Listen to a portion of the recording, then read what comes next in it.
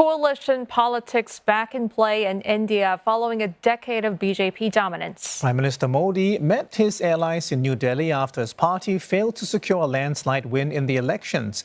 The surprise outcome comes amid preparations to form the next government. The BJP has reportedly received written letters of support from two crucial parties, the TDP and the JDU, amid concerns they would be approached by the opposition. For more, let's speak now to Rafiq Dossani, a senior economist at Rand Corporation and also the professor of policy analysis at the Pardee Rand Graduate School. Thank you so much for joining us. Firstly, Mr. Modi, we know that's only been known to work as a leader with absolutely centralized power, but now it seems that he needs to work with other parties. And how do you foresee this dynamic sort of influencing governance and policymaking going forward? Oh, well, thanks for having me. My sense is that Mr. Modi will adjust just fine. For him, being in power is more important than being in power, out of power, because he not able to rule alone. So I'm not really worried about those issues. I think the bigger issue is what's going to happen to governance in India with a coalition. How easy will it be to govern, even absent any personality issues? Let's go specific on that. With the BJP's electoral setbacks, do you expect to see a shift in the party's priorities and agenda, and especially concerning issues like religious nationalism and economic development? Religious nationalism for Modi was always a political tool that he could use. And, the temple was constructed last year. By largely paid for by the government. So I think that story is over. So that's why I think Mr. Modi, when he tried to raise it this time around in the campaign, it did not resonate. And people showed that it had enough of religious dogma peddling as political theory. So I think that story for the moment is over. And this coalition government does give a lot of power to these two parties that are going to join the BJP to form the government.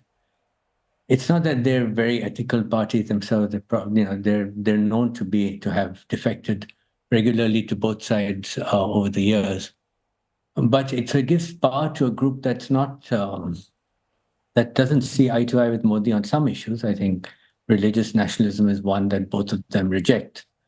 But I don't think it'll create barriers for Modi's government to pursue otherwise economic and other, foreign policy and domestic political challenges that it faces. But it does raise the question, though, sir.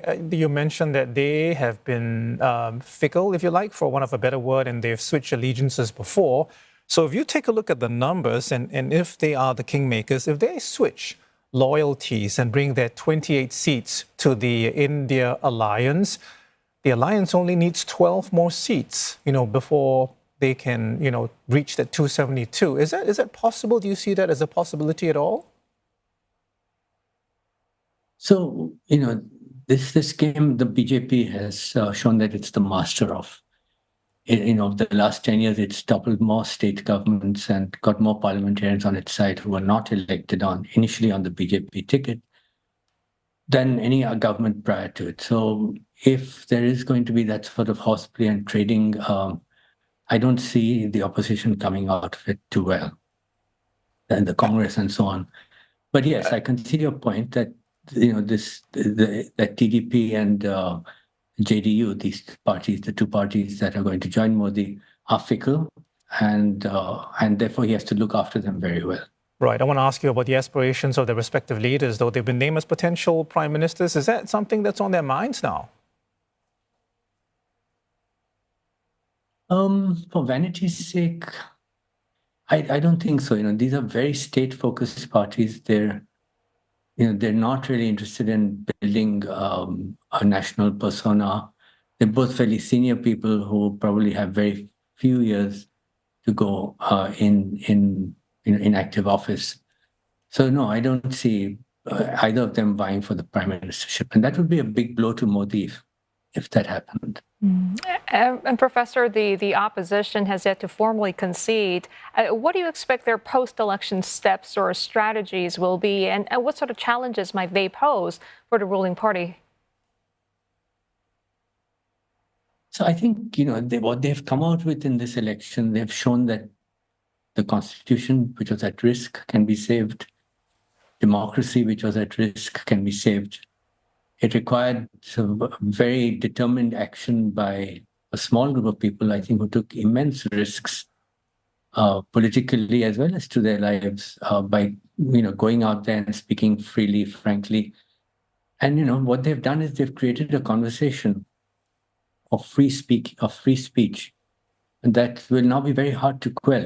Over the last 10 years, we've seen a slowdown or slight regular decline in the people's freedoms.